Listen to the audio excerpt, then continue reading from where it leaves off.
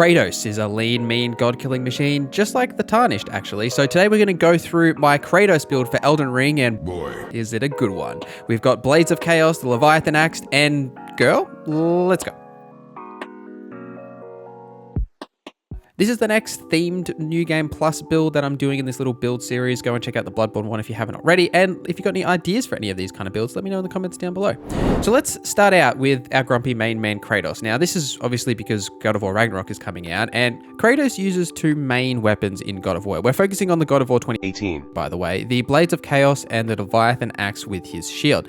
I've gone with the Magma Blades. I consider dual wielding some sort of daggers and putting like a flame art on them or something like that, because it's more in lines of what the Blades of Chaos are, as they are kind of like daggers, but you honestly can't go past the sheer power of power stancing the curved swords that do physical and fire damage with good strength scaling. It's like they were made for this build, honestly. So that's why we've gone with the Magma Blades, and I'm also using the Highland Axe with a cold infused Wild Strike's Ash of War. This is my Leviathan Axe, and it actually looks probably the closest to the Leviathan Axe in God of War. I originally went with the Icewind Hatchet, as it's got Frostbite on it natively and a Frost Ash of War. However, it scales with Dex, and when maxed out, a cold Highland Axe does more damage with a strength focus build like what we have here. So that's why I've gone with that, and the Ash of War on the Icewind Hatchet might be a bit more lore friendly to Kratos, but as we're using a shield with parry, it doesn't really matter too much. I'm not going to use that Ash of War like all the time. And also with the Highland Axe, it actually has 110 critical compared to the 100 on the Icewind Hatchet.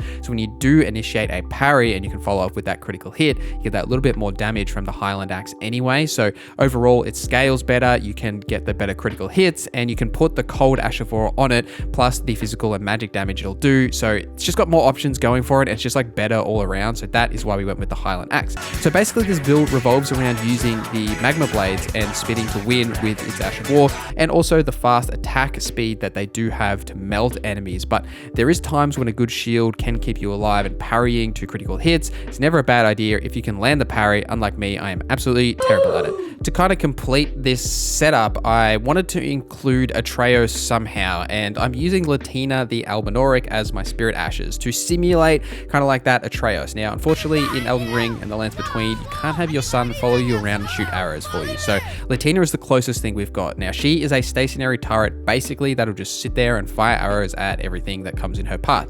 More or less, that's what Atreus does for God of War, so that's basically where that kind of idea comes from. So completing this whole God of War setup, she is the Atreus in this kind of build. So let's get into the Ashes of War and some of the general setup things. Now, for the Ash of War, for the Magma Blade, it comes with Magma Shower. Now, this is a great Ash of War. We just spin in a circle and like spill magma everywhere. If you input again, you can get another spin out of it. The magma will last a little while on the ground and do damage, and the overall attack power of it is pretty solid as well.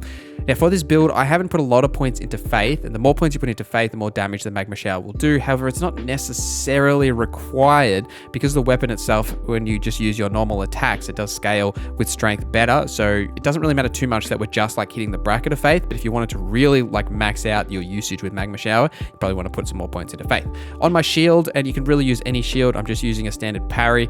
You're basically just using that to parry enemies and then follow up with the Highland Axe critical hit. And on the Highland Axe, I did mention before, but I'm using Wild Strikes. It's a good way to build up the frostbite like effect on people, because you can just constantly swing away and get that effect off. But you could use any of the Ash of Wars that you prefer in this instance. It's really up to you. For attributes, I am focusing on strength primarily. Now, as with these themed builds, the attributes aren't like perfectly min-max. It's really about the setup. It's not about like getting the most value out of every single thing you can. So for strength, we got about 80 strength, about 40 dex. Now, but the most part, strength is your main stat for the Magma Blades and Highland Axe, and then dex will just help you get that little bit of extra damage. Though you could drop that and put more points into health, because we don't have a huge amount of resistances, having more health is definitely not a bad idea, and we're just hitting that general bracket of 16 faith just to be able to wield the Magma Blades, and then endurance in line with any spare points that you have got.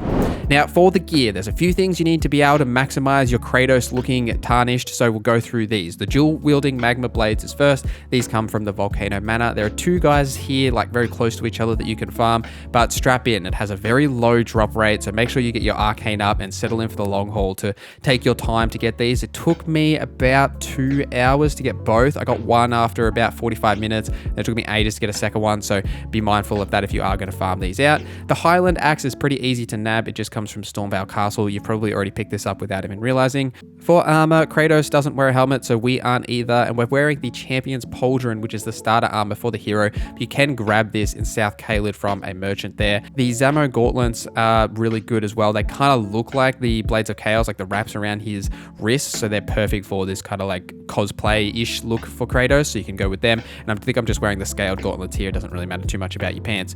And for talismans, I'm wearing the Dragon Crest talisman just to increase my physical damage negation, because you will take damage, and because we don't have a lot of resistances through our armor, it's just a good thing to have. I'm also using the Pearl Drake talisman for the same reason. However, this isn't necessarily required if you're better at the video game than I am. You could drop this for like the Fire Scorpion charm or something along those lines. Even if you really were focusing on the parry and critical hits, you could go like the Dagger talisman to increase your critical hit damage. Plenty of different options there that you could go for. I'm also using the Shard of Alexander to increase the damage of my Magma Shower, as well as the Rotten Wind insignia, because we're going to get lots of those attacks off, so that successive attacks will increase our attack power. And you can trigger it with Wild Strikes as well, so there's a little bit of synergy between the two different weapons we're using there. To complete the look, you will need to check in with Rennala and get some face paint. I won't go through all of my sliders, as you can probably Google it. There's plenty of people out there that have put up sliders for like a Kratos style build, but the main thing you need is a skin tone, the beard with some gray hairs, and the markings on your face. Now you can get this by picking the 13th tattoo and tilting it and like adjusting it so it's over your eye if you're wondering how that effect happens, but that is essentially your general look, and then you can live out your Kratos dreams.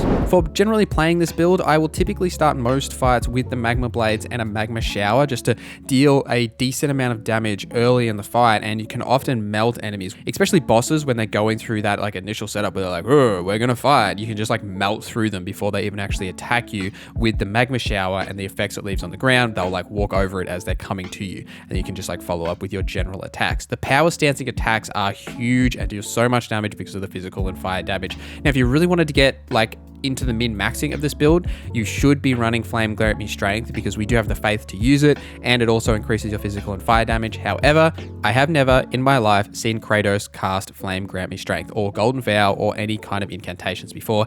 I feel like Kratos doesn't like magic and wouldn't use any kind of incantations like this. Maybe Atreus would, but I don't think Kratos would. So we're kind of going away from that, even though we need the faith. But if you wanted to put them, like put a seal on and use them, absolutely could. It would really make your damage like even more than it is here already, but it's not necessary, especially for this themed setup that we're going for, where we're just using the Magma Blades to simulate the Blades of Chaos rather than trying to min-max in our initial setup. But essentially that's what I've been doing, and then switching to the shield and axe when I feel like I need a little bit more defense. Maybe I want a guard counter, or I'm just dealing with a tough enemy that it's better to play defensively and guard counter, but you've got the flexibility to switch between the two. And then also the ability to apply fire to enemies as well as frostbite. You've got the fire and the ice for both of these setups, basically like the Song of Ice and Fire. It's funny how they always fit together. Thank you for watching this video till the end. Thank you to our members for supporting the channel. My name is NorZZa, and I hope you have a great day.